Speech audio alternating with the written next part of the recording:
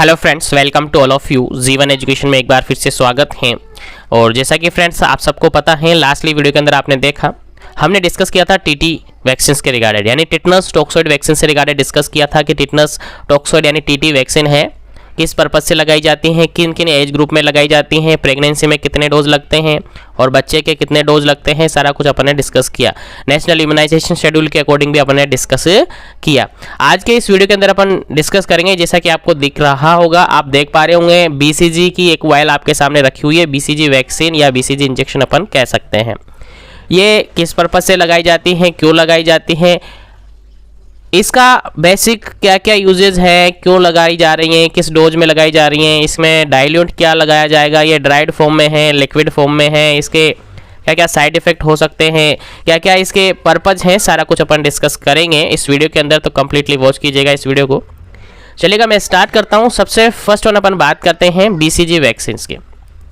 तो बीसीजी जो एक नाम है बीसीजी, इसका पहले तो अपन बात करेंगे इसका फुल फॉर्म। तो फुल फॉर्म जैसा कि आप सबको याद होगा, BCG that is bacillus Calmette-Guérin, इसका फुल फॉर्म है। ये नाम क्यों पड़ा? क्योंकि सर जो बीसीजी वैक्सीन है उसको डिराइव्ड किया था, यानी इन्वेंट किया था दो साइंटिस्ट ने। एक साइंटिस्ट का नाम था यहाँ पर अल्बर्ट कालमेट, दूसरे साइंटिस्ट का नाम यहाँ पर था कालमेट-ग्यूरिन। इस तरीके से इस बीसीजी वैक्सीन का नाम पड़ा बीसीजी, बैसिलस कालमेटिव-ग्यूरिन, यानी कालमेट और ग्यूरिन ने इसको डिस्कस किया था, इसको इन्वेंट किया था, इसलिए इसको कालमेट-ग्यूरिन के नाम से जानते हैं। और बैसिलस एक बैक्टीरिया है, जो कि बैक्टीरिया एक बैसिलस को उन्होंने कल्चर करके इसका इन्वेंशन किया था, इसलिए बैसिलस कालमेट-ग्यूरिन इसका फुल फॉर्म बना। तो आपको याद होना चाहिए, भूलना नहीं है। आगे बात अपन करें तो बीसीजी का जो पर्पज है वो बेसिकली अपन कहें जो चाइल्डहुड टीबी होती है, यानी ट्यूबरकुलोसिस होती है, चाइल्डहुड भी हो सकती है और एडल्टहुड भी हो सकती है। तो बेसिकली बीसीजी लगाने का पर्पज यही है कि जो बच्चा है उसमें ही, यानी एट बर्थ ही आप सबको याद होगा, एट बर्थ यानी बर्थ डोज इसकी लगाई जाती है। आगे पूरे डिस्कस करेंगे। तो बर्थ डोज में ही इसको लगा दिया जाता है। क्यों लगा दिया जाता है? कि जो ट्यूबरकुलोसिस होती है, ट्यूबरकुलोसिस यानी टीबी जो होती है, उसको रोकने के लिए, यानी उसके प्रिवेंशन के लिए अपन बीसीजी वैक्सीन लगाते हैं, याद रखिएगा। चलेगा, आगे अगर बात अपन करते हैं तो ये जो वैक्सीन है, बीसीजी वैक्सीन है, वो एक लाइव वैक्सीन है। क्वेश्चन आपसे एग्जाम में पूछा जाता है कि लाइव वैक्सीन का एग्जांपल है, ऑप्शन में आपको मिलेगा बीसीजी। तो बीसीजी क्या है? एक लाइव वैक्सीन है और सिंगल वैक्सीन है, कंबाइंड वैक्सीन नहीं है। तो बीसीजी एक लाइव वैक्सीन है, सिंगल वैक्सीन है, याद रखिएगा, काफी इंपॉर्टेंट है। आगे अगर अपन बात करें तो बीसीजी जो वैक्सीन है वो दो फॉर्म में अवेलेबल है, दो फॉर्म में अवेलेबल है। पहली फॉर्म है ड्राइड फॉर्म, दूसरी फॉर्म है लिक्विड फॉर्म। दोनों फॉर्म में बीसीजी वैक्सीन अवेलेबल है, लेकिन ध्यान रहे जो लिक्विड फॉर्म की जो बीसीजी वैक्सीन है वो लेस स्टेबल है। कैसी है जी? लेस स्टेबल है सर, इसलिए इसका उपयोग कम से कम करते हैं, ना के बराबर, बिल्कुल देखने को नहीं मिलता है।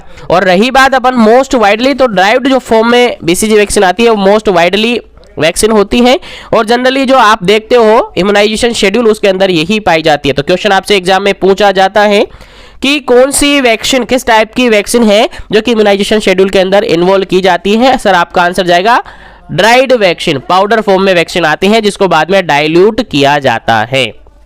तो डाइल्यूट किया जाता है तो ऐसी वैक्सीन आपके इम्यूनाइजेशन शेड्यूल में है और यही काम में ली जाती है। तो याद रखिए, काफी इंपॉर्टेंट क्वेश्चन है। चलेगा, आगे बात अपन करें तो जो वैक्सीन है पाउडर फॉर्म में अपन यूज कर रहे हैं, एक ड्राइड वैक्सीन अपन यूज कर रहे हैं, तो उसके अंदर क्या किया जाएगा सर? डाइल्यूट भी डालना पड़ेगा। और डाइल्यूट कौन सा डालना पड़ेगा? याद रखिएगा, पाउडर फॉर्म में ये वैक्सीन आती हैं, इसमें डाइल्यूट कौन सा डाला जाता है सर? याद रखिएगा, नॉर्मल सैलाइन NS जो होता है वो इसमें डाइल्यूट के रूप में काम में लिया जाता है।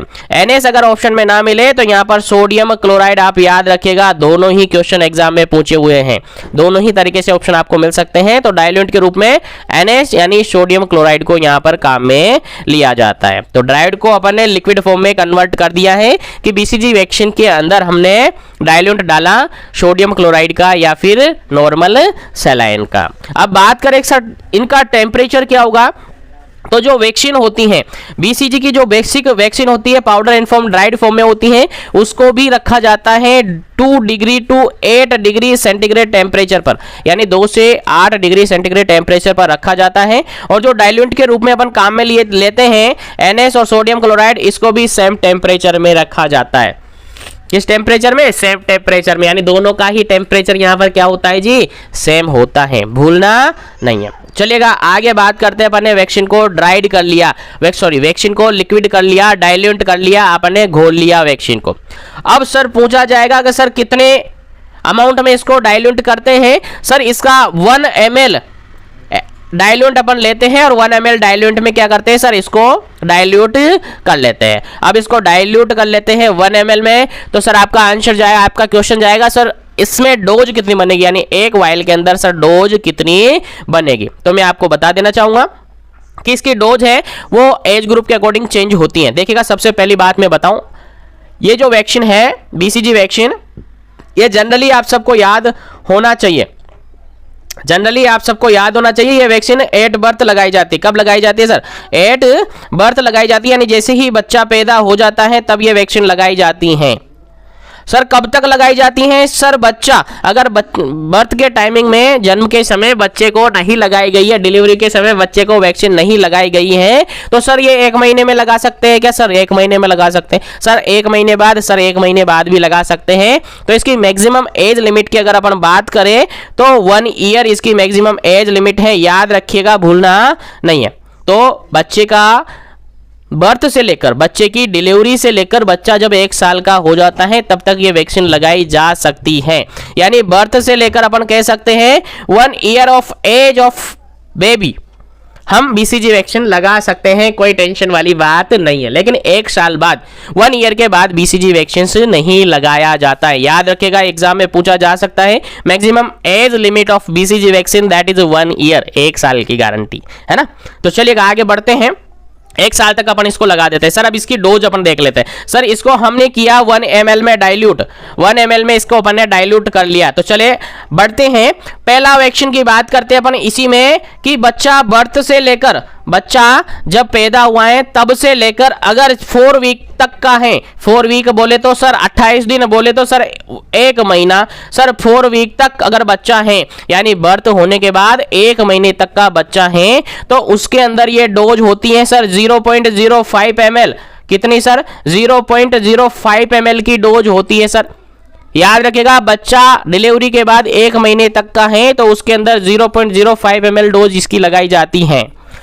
और इसके अंदर अगर पूरी वाइल टोटल अपन देखें इसमें डोज इस वाइल के अंदर, तो लगभग इसके अंदर डोज बन जाती है आपकी 20 डोज बन जाती है। यानी बच्चा अगर डिलीवरी के बाद 1 महीने तक का है तो बच्चे को लगाई जाती है 0.05 ml डोज।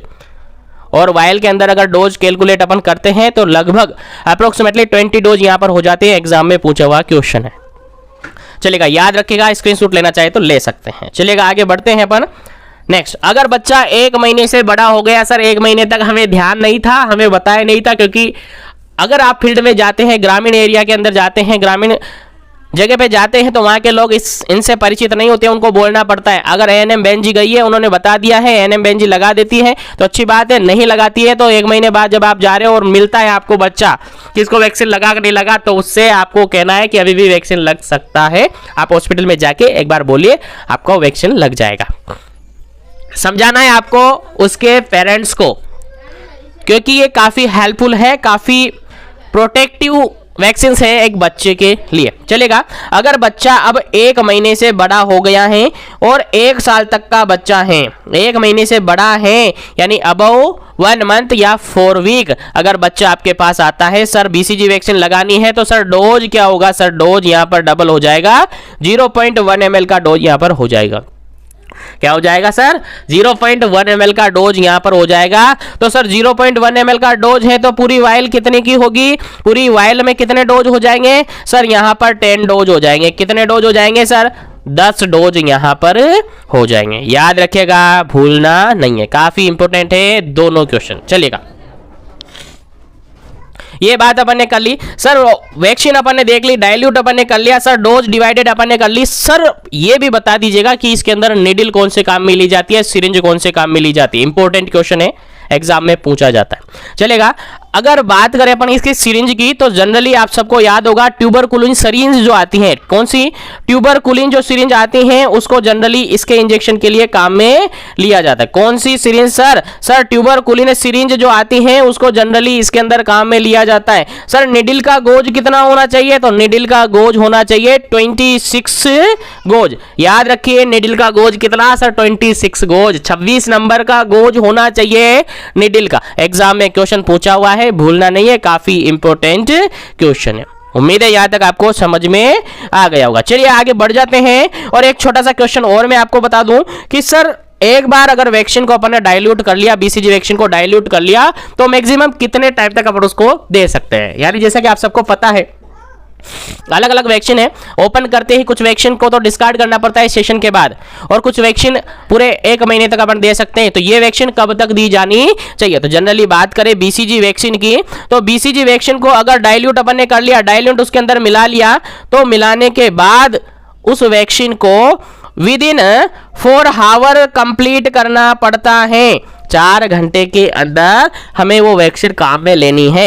अगर 4 घंटे के अंदर वैक्सीन काम में नहीं लेते हैं तो वैक्सीन को डिस्कार्ड करना पड़ता है। यानी विद इन 4 आवर हम उस वैक्सीन को काम में लेंगे, उसके बाद नहीं लेंगे। चलेगा। सर बात करें डोज आपने बता दी, सर इसका रूट अपन देख लेते हैं। सर रूट की अगर बात करें तो सर इसका आईडी रूट होता है, इंट्राडर्मल रूट से ये लगाया जाता है। एक बार पिक्चर आप देखिएगा, उम्मीद करता हूं आप सबको याद होगा, ट्यूबरकुलिन सिरिंज है, डाइल्यूट करने के बाद यहां से इसको लेते हैं। लगाने का तरीका देखिएगा सर, आप यहां पर ये बच्चा है और इसको बीसीजी वैक्सीन लग रहा है तो आईडी इंट्राडर्मल रूट से इसको लगाया जा रहा है। सर किस रूट से लगाया जा रहा है? सर इंट्राडर्मल रूट से लगाया जाता है। किस रूट से? सर याद रखना है, भूलना नहीं है, काफी इंपॉर्टेंट है, आईडी रूट से। सर साइट की अगर अपन बात करें तो इसको लेफ्ट अपर आर्म में लगाया जाता है, लेफ्ट अपर आर्म में लगाया जाता है, बच्चे की लेफ्ट अपर आर्म में लगाया जाता है। Just above the insertion of deltoid muscle, जो डेल्टोइड मसल है उसके जस्ट इंसर्शन के अबव लगाना है। याद रखिएगा। तो साइट आपको पता चल गया, रूट आपको पता चल गया। तो इंपॉर्टेंट क्वेश्चन है, आपके एग्जाम में जनरली पूछे जाने वाले क्वेश्चन। उम्मीद करता हूं यहां तक आपको समझ में आया होगा। चलिए आगे अपन बात करते हैं इस वैक्सीन से रिगार्डेड क्या इंडिकेशन आपको याद होने चाहिए। इंडिकेशन मतलब जनरली कि आपका वैक्सीन जो आपने लगाया वो सही लगा या गलत लगा, वो अपन देखेंगे। तो वो देखेंगे, यानी ऑब्जर्वेशन आपको करना होता है, ऑब्जर्वेशन आपको करना होता है। तो सबसे फर्स्ट वन, आपने जो वैक्सीन लगाया है उसको देखेंगे, वहां पर एक राउंड शेप बन जाता है, इस लाइक बन जाता है।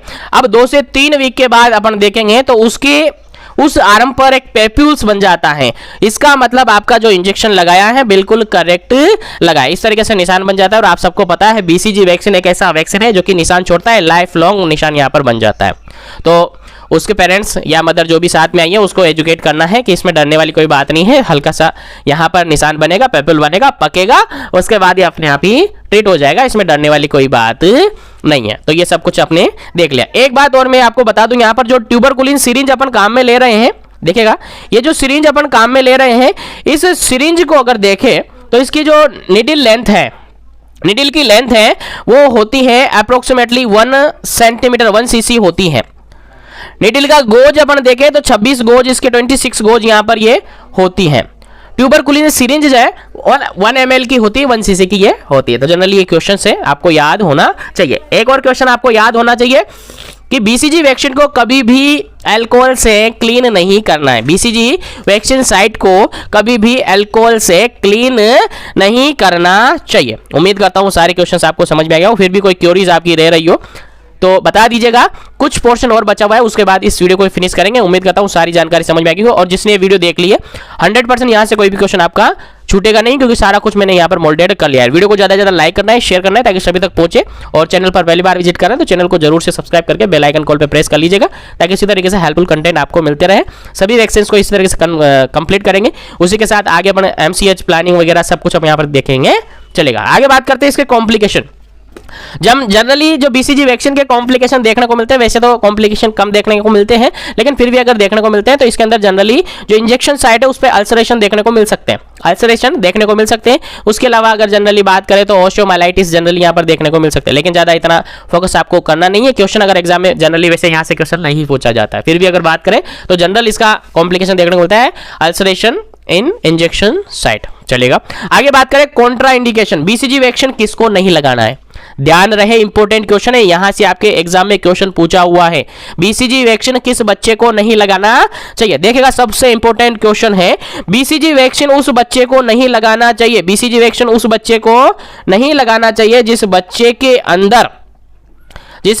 अंदर क्या है सर, एचआईवी है, यानी एचआईवी पॉजिटिव है। कौन सा सर, एचआईवी पॉजिटिव है। और अगर बच्चा यानी उसकी मदर एचआईवी पॉजिटिव है, बच्चे में चेकआउट होता है, बच्चे में अगर एचआईवी है तो उस बच्चे को नहीं लगाया जाता है, याद रखिएगा इंपॉर्टेंट क्वेश्चन है। तो एचआईवी पॉजिटिव के अंदर बीसीजी वैक्सीन नहीं लगता है। उसके अलावा बात करें अपन ल्यूकेमिया के अंदर भी बीसीजी वैक्सीन से नहीं लगाया जाता है।